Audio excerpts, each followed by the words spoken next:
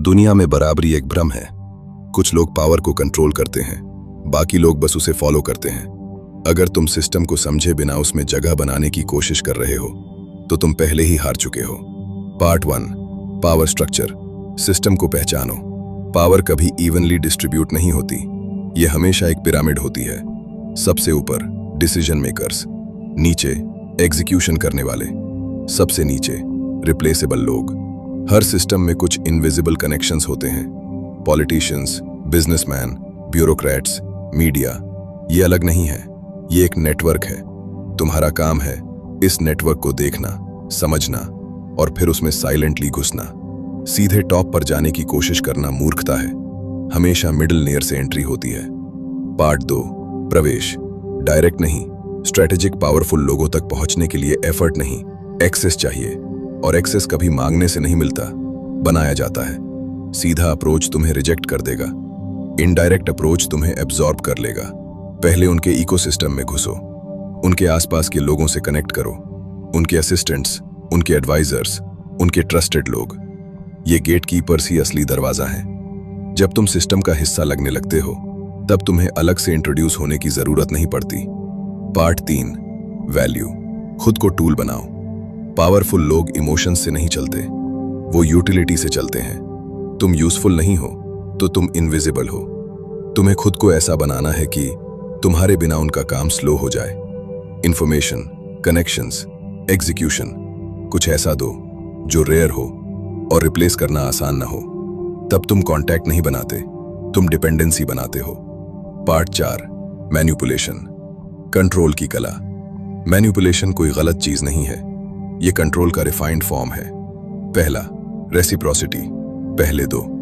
इतना नहीं कि तुम कमजोर लगो, बस इतना कि सामने वाला ऑब्लिगेटेड महसूस करे। दूसरा, स्केर्सिटी, हर समय अवेलेबल मत रहो। जो रेयर होता है वही वैल्यूएबल होता है। तीसरा, अथॉरिटी, ज्ञान दिखाओ लेकिन पूरा नहीं, बस इतना कि तुम अंडर एस्टिमेटेड ना रहो। चौथा, ईगो।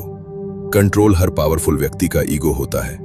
सीधा चैलेंज मत करो, सीधा प्रेज भी मत करो, बस इतना करो कि उन्हें लगे तुम उन्हें समझते हो। पांचवा, साइलेंस, कम बोलो। जितना कम बोलोगे उतना ज्यादा लोग तुम्हें पढ़ने की कोशिश करेंगे और वहीं से कंट्रोल शुरू होता है। Part 5, attachment. सबसे बड़ी कमजोरी इस गेम में इमोशंस सबसे बड़ा रिस्क है। अटैचमेंट तुम्हें प्रिडिक्टेबल बना देता है। प्रिडिक्टेबल इंसान कंट्रोल में आ जाता है। तुम्हें कनेक्शन बनाना है लेकिन जुड़ना नहीं है। ट्रस्ट दिखाना है लेकिन देना नहीं है। क्लोज रहना है लेकिन डिपेंडेंट नहीं बनना है। Part 6, positioning. दिखो कम, असर ज्यादा। पावरफुल लोग नॉइज इग्नोर करते हैं लेकिन पैटर्न नोटिस करते हैं। तुम्हें हर जगह दिखने की जरूरत नहीं है, बस सही जगह सही समय पर दिखना है। एक सही मूव 10 रैंडम मूव से ज्यादा पावरफुल होता है। तुम्हारा गोल अटेंशन नहीं है, तुम्हारा गोल इन्फ्लुएंस है। Part 7, final rule. गेम समझो, ये कोई रिलेशनशिप बिल्डिंग नहीं है, ये पोजीशनिंग है। ये फ्रेंडशिप नहीं है, ये लेवरेज है। जो लोग इसे इमोशनल बनाते हैं वो इस्तेमाल होते हैं, जो लोग इसे स्ट्रेटेजिक रखते हैं वो इस्तेमाल करते हैं। या तो तुम सिस्टम को समझोगे या सिस्टम तुम्हें इस्तेमाल करेगा। बीच का कोई रास्ता नहीं है, चुनाव तुम्हारा है। पावर कोई गिफ्ट नहीं है, पावर एक खेल है और इस खेल में ज्यादातर लोग हार जाते हैं क्योंकि वे इस खेल के रूल्स को समझ नहीं पाते। अगर तुम अभी भी ये सोच रहे हो कि ऑनेस्ट मेहनत, अच्छा बिहेवियर और लक के सहारे तुम पावरफुल लोगों तक पहुंच बना लोगे, तो ये वीडियो तुम्हारे लिए नहीं है।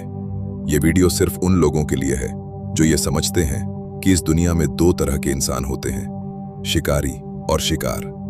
मैं फरहान हूं। आज हम माकियावेली के अंधेरे दर्शन से निकलकर पावर स्ट्रक्चर्स, मैनिपुलेशन की असली कला और पॉलिटिकल साइंस के कच्चे सच को समझेंगे। यहां कोई मोटिवेशनल बातें नहीं होंगी, यहां सिर्फ कोल्ड हार्ट स्ट्रैटेजी होगी। पार्ट 1, पावर स्ट्रक्चर, पिरामिड को समझो। पावर हमेशा एक पिरामिड स्ट्रक्चर में काम करती है। इस पिरामिड के सबसे ऊपर बहुत कम लोग होते हैं और नीचे करोड़ों लोग होते हैं। सी राइट मिल्स ने अपनी किताब द पावर एलीट में बताया था कि सोसाइटी को 3 मुख्य फोर्सेस कंट्रोल करती हैं, गवर्नमेंट, कॉरपोरेशंस और मिलिट्री। भारत में भी यही पैटर्न साफ दिखाई देता है, जहां पॉलिटिकल फैमिलीज, बड़े बिजनेस हाउसेस, ब्यूरोक्रेसी और मीडिया एक दूसरे से जुड़े हुए होते हैं। इस सिस्टम में हर डिसीजन इंटरकनेक्टेड होता है। एक पॉलिटिकल डिसीजन किसी बिजनेस को फायदा देता है, बिजनेस मीडिया को इन्फ्लुएंस करता है और ब्यूरोक्रेसी उस डिसीजन को लागू करती है।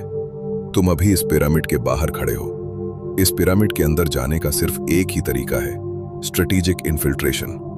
तुम्हें सीधे टॉप पर जाने की कोशिश नहीं करनी चाहिए।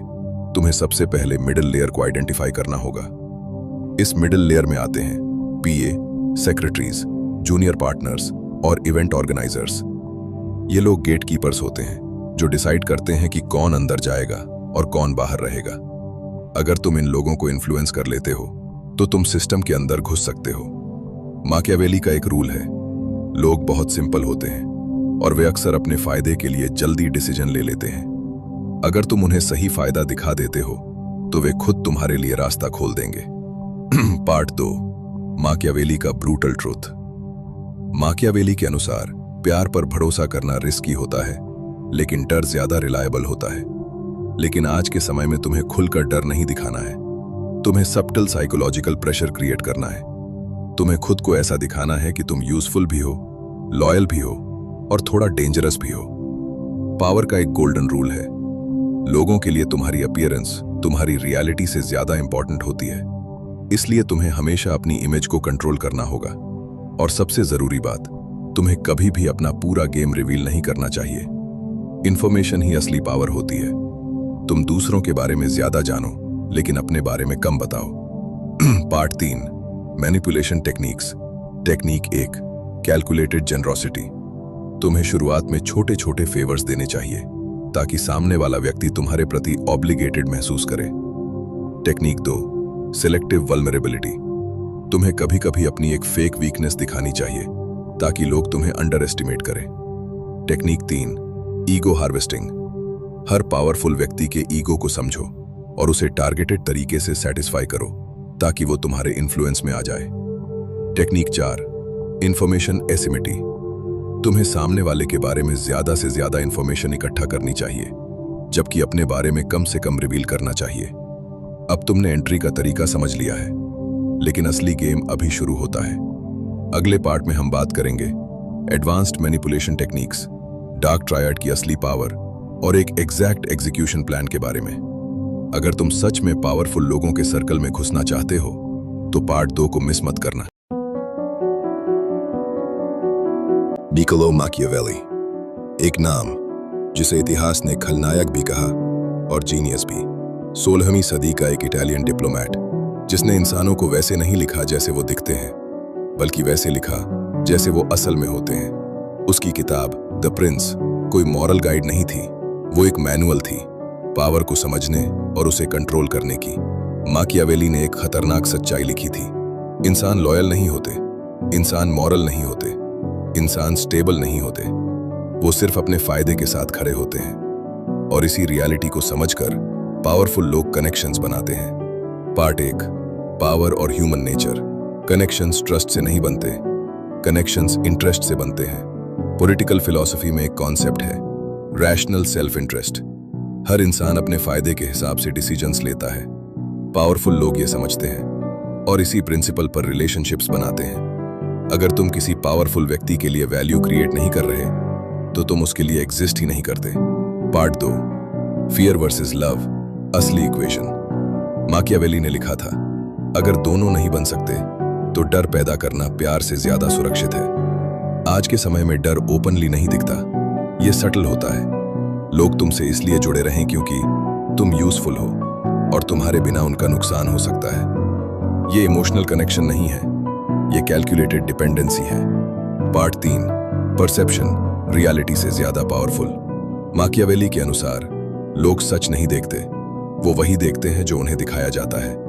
इसलिए पावरफुल लोग हमेशा परसेप्शन कंट्रोल करते हैं। तुम असल में क्या हो, इससे ज्यादा इंपॉर्टेंट है लोग तुम्हें क्या समझते हैं।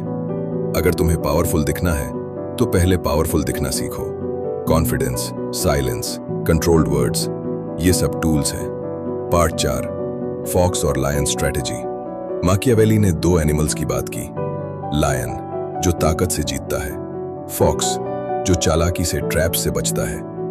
लेकिन उसने साफ कहा, सिर्फ लायन होना बेवकूफी है, सिर्फ फॉक्स होना कमजोरी है। पावरफुल वही है जो दोनों बन सके। जब जरूरत हो डोमिनेंस दिखाओ, जब रिस्क हो साइलेंस और स्ट्रेटेजी अपनाओ। कनेक्शंस भी इसी बैलेंस से बनते हैं। पार्ट 5, लॉयल्टी एक इल्यूजन। लॉयल्टी परमानेंट नहीं होती। माकियावेली के अनुसार लोग तब तक लॉयल रहते हैं जब तक उनका फायदा जुड़ा होता है। इसलिए स्मार्ट लोग ब्लाइंड ट्रस्ट नहीं करते।